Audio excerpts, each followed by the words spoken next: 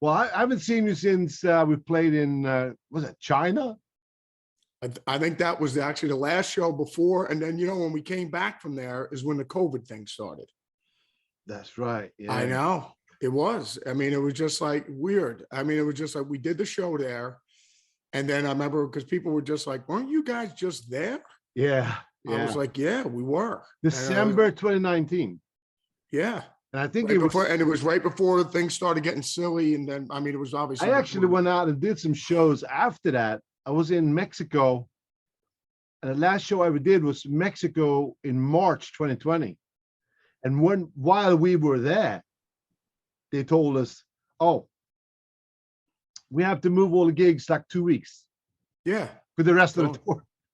Yeah, I know. I remember we the last show was so funny on this last run that we did. The last show we did was the Rave in Milwaukee.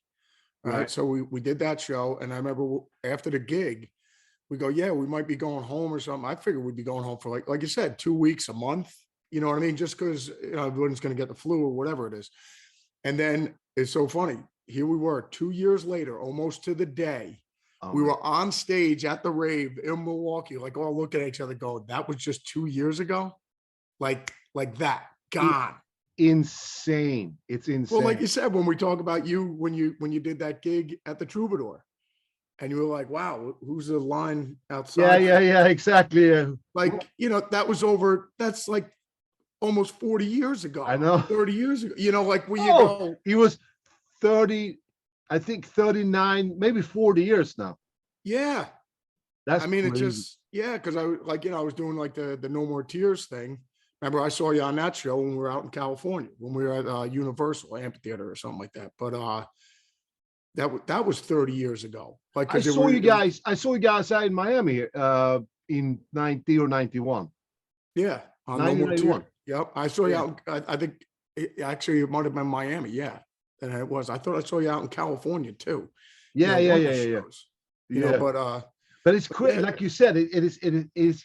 Well, I think about it sometimes, and I go, oh man. I remember I used to do demo tapes back in the 70s.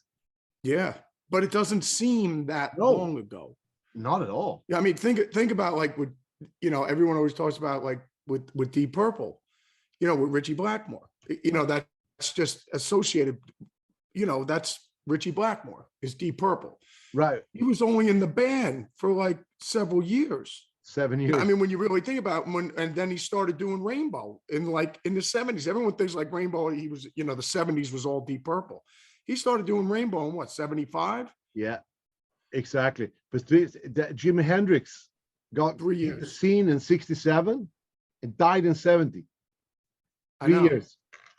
It's insane. I mean, no, I agree. And I mean, like even when Jimmy Page, when he's putting together all the compilations, the box sets and everything, and then doing the books and everything, like Led Zeppelin its lifespan was 12 years, not even 12 years.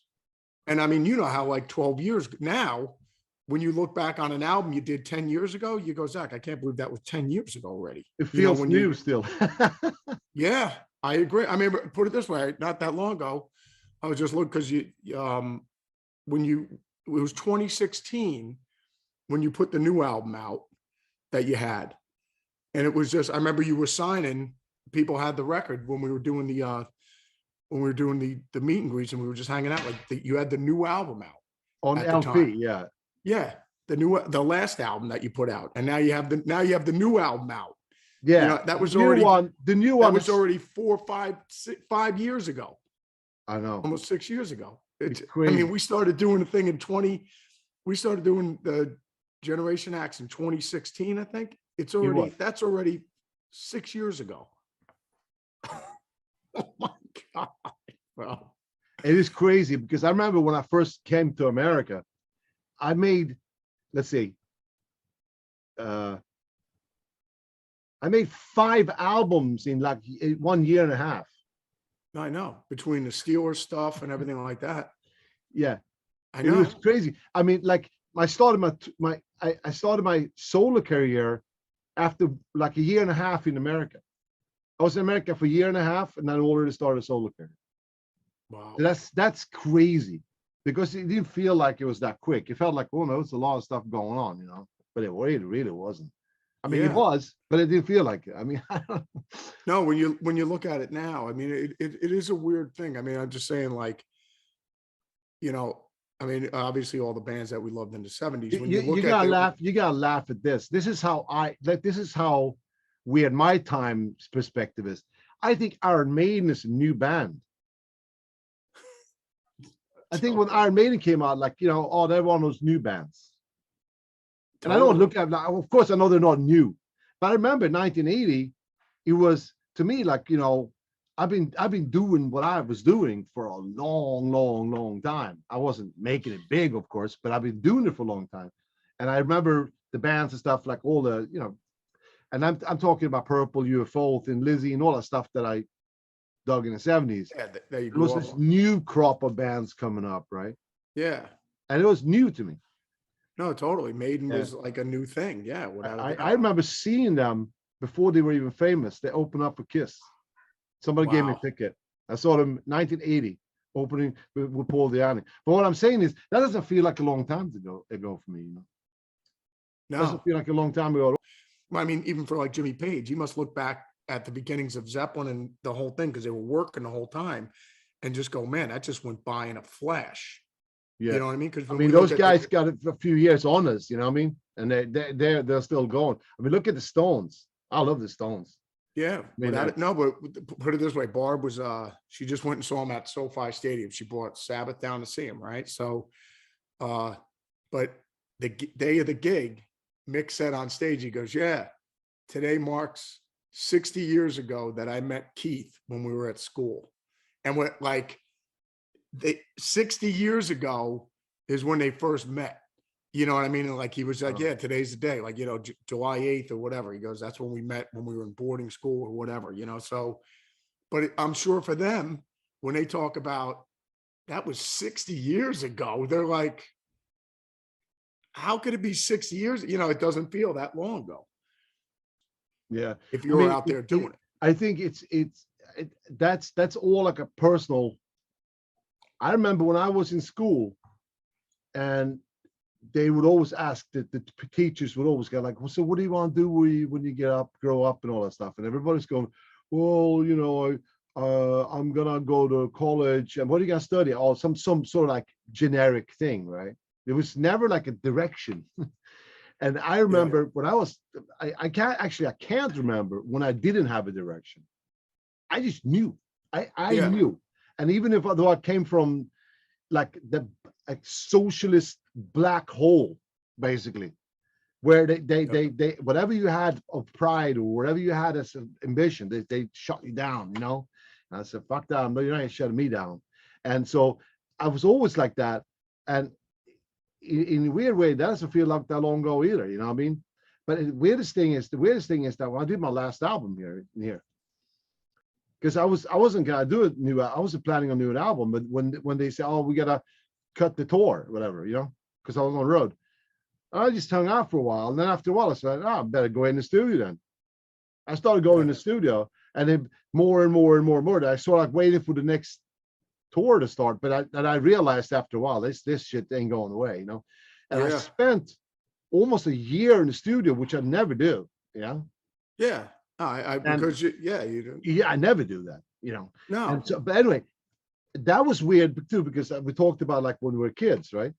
I felt exactly like when I was 17 years old. No difference. I felt the same excitement just from the notes, not thinking, oh, is this gonna go on the radio? And I wonder what the label's gonna think about this. I didn't give a fuck about anything. Like back then, I didn't give a fuck about No, anything. totally. Of course, when I came to American 80s, you know, you had to play the game. You know, that was just the way it was. But it was a weird sort of full circle, you know. No, and it also during that, you know, the pandemic, I mean, it was just, the weird thing is too, because, you know, when you have a deadline, you know, when I'm just like, Ingve, we got a month, you got a month to make the record. You know what I mean? You're like, all right, cool. Like, I got a month to make an album. I go, yeah. Is that enough time? You're like, yeah, I'll write it and record it in a month. I'm like, you know, or you got a month to write. And then when the guys get out here, you got to, you know, then you can start recording. You're like, all right, I got a month to write a record. Cool. This way, if you have deadlines, you know things got to happen. But I mean, like when you don't have a deadline, when you know the season is coming up, we know every September we got to get ready for the next season. And I mean, like if there's no deadlines, you're on permanent vacation. And I'm saying when the pandemic happened, it was like Ingve, you don't have to do a record. There's no tour. You can do whatever. You got the whole year to do whatever you want. Like, Pretty I mean, much. you're like, Zach, if I don't even want to pick up a guitar for a year, I'm just gonna go, I'm gonna drive around in my Ferrari and I'm just gonna go to shows, Ferrari shows, travel around the world and do all this stuff with April that I never do. Because I'm always playing and I'm always touring. I'm not even bringing a guitar with me.